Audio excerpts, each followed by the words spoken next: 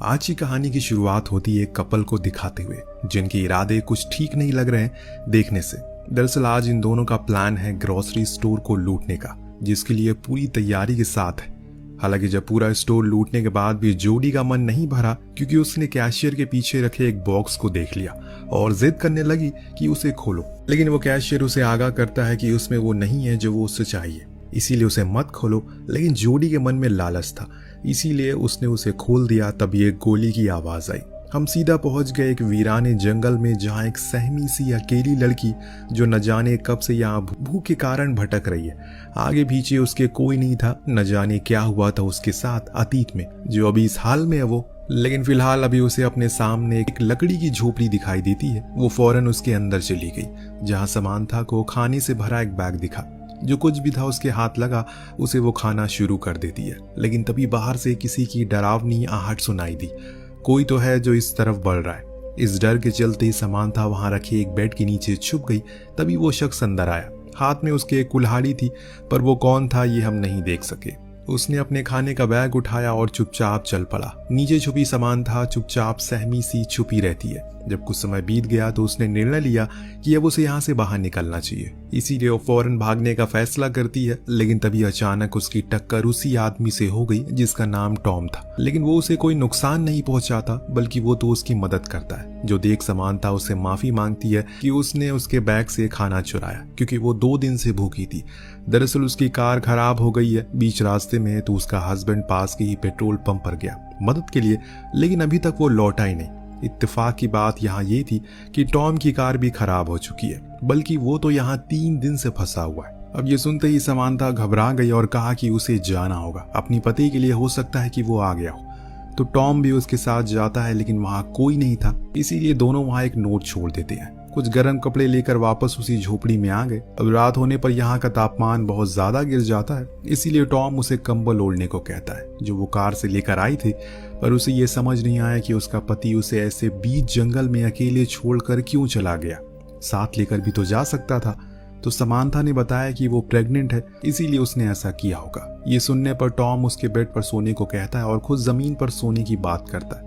सोने से पहले उसने उसे पीने का पानी दिया, जो कि वो पास में बह रही एक झील से लेकर आया था। लेकिन अजीब बात यह थी कि अगले दिन जब वो वापस गया तो वो झील का नामो निशान ही नहीं था। पर इन्हीं उलझन भरे सवालों को लेकर दोनों सोने के लिए चले जाते हैं। बीच में समांथा को एक बुरा सपना भी आता है, जिससे कि सुबह उसकी जल्दी आंख खुल जाती है। लेकिन आसपास उसे टॉम कहीं दिखाई नहीं देता। बाहर गई तो उसे एक सफेद बालों वाली लड़की बेहोश पड़ी मिली।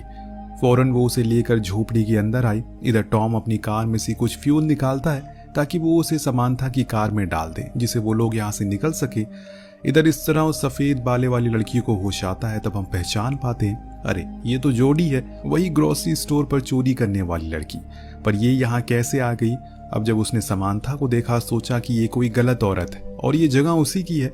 तो समांथा ने उसे पूरी दास्तान बताई, लेकिन अब भी उसे उस पर यकीन नहीं हो रहा है, इसीलिए गुस्से में वो झोपड़ी से बाहर चली गई। इस दौरान टॉम फ्यूल लेकर आ रहा होता है तो अचानक 2 बारी गोली चली, जिससे वो इतना ज्यादा डर जाता है कि उसके हाथ से वो फ्यूल गिर जाता है। उसने आवाज लगाई, क्या कोई आस पास है? पर यहाँ कोई नहीं था, इसीलिए वो वापस आ गया। उसने एक अनजान लड़की को समांथा के साथ देखा, जो असल में जोडी ही थी। उसने बताया कि उसके बॉयफ्रेंड के साथ उसकी लड़ाई हो गई, इसीलिए वो उसे यहाँ अकेला छोड़कर चले गया। पर अब उसे घर वापस जाना है। उसकी बातें सुन टॉम उसे यहाँ रहने के लिए मान जाता है, पर बदले में उसे भी उनके कामों में हाथ लगाना होगा। नेक्स्ट डे समांथा और उसमें अच्छी बातें होती है, जिससे कि अब उनमें दोस्ती भी हो जाती है। पर वहाँ टॉम की तो परेशानियां खत्म ही नहीं हो रही है। वो नोटिस करता है जितनी दूर वो अपनी लोकेशन से जा रहा है, उतना ही वो उसके करीब होता जा रहा है। यानी कि बार बार वो लौट कर उसी झोपड़ी के पास आ जाता है, जो चीज उसे बहुत ही अजीब लगती है। और इसीलिए वापस इन दोनों के पास आता और कहने लगा, ये जगह ठीक नहीं है, हमें यहाँ से चलना चाहिए। पर मुझे एक बात जाननी है, असल में तुम लोग जा कहाँ रहे थे और ये जगह कौन सी है, यहाँ किसी को पता है? तो समांथा ने कहा कि उसके पति ने बताया कि ये न्यू हैम्पशायर है। पर जोडी कहती है जगह तो डकोटा है। तो वहीं टॉम कहता है कि वो लॉस एंजलिस वाले रूट पर था। इन सब बातों के बाद अब ये समझ चुके हैं कि ये बहुत बड़ी मुसीबत में है, और इसीलिए टॉम ने मन बनाया कि वो लोग कल सुबह जितनी दूर जा सकते हैं उतनी दूर जाएंगे, ताकि किसी की मदद ले सके या फिर कुछ और तरीका निकाल सके इस जगह से बाहर निकलने का। रात होने पर जोडी और टॉम दोनों एक साथ एक बड़ा ही अजीब सपना देखते हैं, जिसमें उन्हें कोई इंजेक्शन लगा रहा है, और कुछ इसी तरह का समानता का भी था जिसमें वो दर्द से कर्रा रही है। खैर सुबह हुई तो ये लोग अपना सामान समेट कर चलना शुरू करते हैं। समानता और जोडी के बीच बातें होती है जिसमें वो उसे अपने अतीत के कुछ पन्ने साझा करती है, जैसे कि उसकी माँ उसे जन्म देते ही मर गई, तब से वो अनाथ आश्रम में पली बड़ी है। तभी अचानक उसके पैर पर एक चीज टकराई और वो गिर पड़ी। उसी समय उसके जेब से पैसों की गड्डी गिरी, जिसे देख टॉम अचंभित हो गया और जल्दी ही पूछा कि इतने पैसे तुम्हारे पास कहाँ से आए। जवाब में कहा कि ये उसकी खुद की सेविंग है जो उसने अपने बॉयफ्रेंड के साथ रखी थी, पर जाते टाइम उसने उसे ले ली। तभी समानता की नजर उसी चीज पर पड़ी जिसे जोडी टकराई थी। ये एक हैंडल था। जब टॉम ने अपनी कुल्हाड़ी से उसे तोड़ा तो वो असल में एक जर्मन बंकर होता है, जिसके अंदर सारी जंगी सामान रखे थे और कुछ कैन फूड भी थे जिस पर नाजी आर्मी का सिंबल बना था। यहाँ समानता बताती है कि उसके पिता पहले युद्ध लड़े थे, इसीलिए उसके घरों में ऐसे सामान काफी आते जाते रहते हैं। टॉम उन सभी कैन को बाहर लाता है और फिर दोनों को लेकर बाहर आता है, लेकिन परेशानी की बात ये थी कि ये फिर उसी केबिन के पास आ गए थे। अब इनके हिसाब से तो ये सीधा चल रहे थे, पर शायद इनके हिसाब से कुछ भी यहाँ चलने वाला नहीं है। अगले पल हम देखती हैं कि तीनों ही डिनर करते हैं। दिन दोनों लड़की आपस में बातें करती होती है तो जॉडी समानता से सच कह देती है कि वो चोरी करती है क्योंकि उसके अलावा उसके पास कुछ करने को नहीं है, वो पढ़ी लिखी नहीं है। समानता ने उसे गुजारिश की क्या वो उन पैसों को दोबारा देख सकती है जो उसने लूटे थे, क्योंकि इतने पैसे उसने आज तक कभी नहीं देखे। तो जॉडी खुशी खुशी उसे वो पैसे दिखा देती है, जो देख उसे हंसी आ गई क्योंकि ऐसा लगा कि वो मजाक कर रही है, क्योंकि उस पर स्टाम्प 1984 का था। उसके हिसाब से वो पैसे फ्यूचर के हैं, पर जॉडी ने कहा कि नहीं, वो 1984 ही में रहती है, लेकिन समानता के हिसाब से ये साल तो 1964 का है। अब ये सब कुछ बहुत ही अजीब था, यानी कि दो औरतें हैं, सेम जगह पर हैं, लेकिन डिफरेंट टाइमलाइन से, अलग अलग समय से। अब जब टॉम आया तो उसे भी यही सवाल किया गया कि वो किस साल से है, तो वो कहता है कि वो 2011 से है। अब ये सुनने के बाद उन दोनों ने अपनी पूरी कहानी बताई। पहले तो टॉम को ये सब मजाक लगा, लेकिन उनके शब्दों के भारीपन को देखते हुए वो समझ गया कि जरूर कुछ तो गड़बड़ है। इतने में अचानक बाहर से गोली चलने की आवाज आई। कौन बार बार गोली चला रहा है? जब देखा गया तो पता चला कि वो कोई अनजान शख्स है जिसके हाथ में बंदूक है। इन्हें मदद की जरूरत थी, इसीलिए वो बाहर आया। उसे कहने लगा कि वो लोग मुसीबत में हैं, पर वो आदमी जर्मन में कुछ बोलने लगता है जो वो समझ नहीं पाया, लेकिन इतना वो समझ गया कि वो उस कुल्हाड़ी को फेंकने को कह रहा है। इसीलिए उसने वही किया। जब उसकी आंख खुली तो अगले क्षण वो तीनों ही कैद थे और वो जर्मन गायब था। अब उन्हें कहीं ना कहीं ये समझ आने लगा है कि हो सकता है कि उन्हें समय यात्रा की हो। वो तीनों ही कैद थे और वो जर्मन गायब था। तो सुन सबसे पुराने सन की समानता ने पूछा क्या 2011 तक समय यात्रा मुमकिन हो चुकी है? तो टॉम कहता है कि नहीं, ऐसा कुछ नहीं बना था। थोड़ी देर बाद वो जर्मन लौट कर आया तो टॉम की रस्सियों को खोल दिया, फिर बाहर ले जाकर उसे खूब मारा पीटा। दिन अंत में उसे एक पेड़ से बांध दिया। फिर वो अंदर आया और उन लड़कियों से पूछने लगा कि वो कौन है और कहां से आई हैं। तभी उसकी नजर जॉडी के लॉकेट पर पड़ी, जिसके बारे में वो उसे पूछने लगा। सिर्फ समानता ही थी जिसे जर्मन आती है, इसीलिए वो उसे समझाती है कि वो लॉकेट उसकी माँ का है और वैसे ही सेम उसके पास भी है। तब वो जर्मन नागरिक गुस्से में अपने गले में पहना वही सेम लॉकेट दिखाता है जिसमें एक औरत की तस्वीर थी जो हूबहू समानता की माँ की तरह लग रही है। चीजें अब धीरे धीरे करके और परेशान करने लगती है, लेकिन आप बने रहिए क्योंकि इसका अंत आपको हिला कर रख देगा। अब वो दोनों लड़कियों को लेकर बाहर आता है तो समानता टॉम से पूछती है क्या उसके पास भी ऐसा कोई लॉकेट है, लेकिन वो इनकार करता है। इस बीच वो अनजान आदमी ये भूल चुका था कि टॉम ने खुद की रस्सी खोल ली है। अगले पल अब उस हाल में है जिस हाल में उसने इन तीनों को रखा था, पर वहीं खड़ी ये तीनों अपनी ही कश्मकश में डूबे हुए हैं, क्योंकि कहीं ना कहीं उन्हें ये गुत्थी सुलझती हुई नजर आ रही है। समानता का कहना था कि उस आदमी के पास जो लॉकेट है उसमें जो तस्वीर है वो उसकी माँ की है। पर टॉम ये मानने को राजी नहीं था, पर जब जॉडी ने कहा कि वो तस्वीर वाली औरत उसकी नानी है तो उसके तो होश उड़ गए। यहाँ उस अनजान आदमी का नाम भी पता चलता है जो हमें समानता बताती है।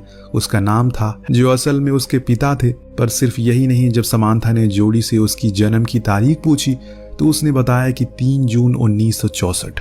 ये वही तारीख थी जिस दिन जॉडी की माँ की मृत्यु हुई थी, अपनी बेटी को जन्म देते हुए, और वो बेटी कोई और नहीं बल्कि खुद जॉडी ही थी। क्यों आपको शौक लगाना? अब पूरे केबिन में शौक का मातम पसरा हुआ है। बात ही कुछ इस तरह सामने आई है, सभी के होश उड़ चुके हैं। समानता को जब पता चला कि उसका पति असल में युद्ध में मारा गया तो वो रोते हुए केबिन से बाहर चलेगी। लेकिन सिर्फ यही नहीं, यहाँ एक और राज से पर्दा उठता है। बाहर बैठा टॉम जॉडी को बताता है कि वो असल में उसकी माँ एक चोर थी, पर वो उसकी इस बात को नकार दे क्योंकि उसके पास ऐसा कोई लॉकेट नहीं था। पर उसका कहना था कि उसके पास सेम लॉकेट है, पर वो अभी उसके घर पर है। वो बताता है कि उसकी माँ एक चोर थी जो अपने पति केविन के साथ शहर के गैस स्टेशन ग्रोसरी स्टोर को लूटा करती थी, लेकिन एक दिन उन्होंने खुद अपने पति को मार डाला, जिसके जुर्म में उन्हें फांसी हो गई। ये एक कड़वा सच था जो असल में हकीकत थी, पर यह चीज जोडी सुन नहीं पाती और वो भी केबिन से बाहर आ जाती है। बाहर बैठी उदास समांथा के पास उसकी बेटी जॉडी गई। अब वो एहसास कुछ अलग है, पहले वाली चीज खत्म हो चुकी है, क्योंकि समांथा को जब से पता चला कि वो अपनी बेटी को जन्म देते मर जाएगी, उसकी तो मानो दुनिया ही उजड़ गई। लेकिन वो खुश है क्योंकि उसकी बेटी जिंदा है और उसके नाना नानी उसका ख्याल रखेंगे बाद में। लेकिन जोडी ने बताया कि नाना नानी उस पर बहुत अत्याचार करते हैं और हमेशा भूखा रखते हैं, इसीलिए उसने बचपन में ही उसे घर छोड़ दिया। ये सुनने के बाद वो रोने लगी और फौरन केबिन में आकर हैंसमैन यानी कि अपने पिता को सारी बात समझाई और फिर उसे फ्री करने की कोशिश में लग गई। पर टॉम उसे ऐसा करने से मना करता है क्योंकि वो खतरनाक हो सकता है, पर समांथा को यकीन है कि उसके पिता उसे कुछ नहीं करेंगे। लेकिन जैसे ही वो फ्री हुआ, अपनी बंदूक और कपड़े लेकर भाग गया वहां से। इस बीच समांथा को फिर से अपना वही डरावना सपना याद आता है जब वो अपने बच्चे को जन्म देते हुए मर गई थी, क्योंकि उस समय एडम यानी कि उसका पति जंग में था और घर पर एम्बुलेंस लेट पहुंची।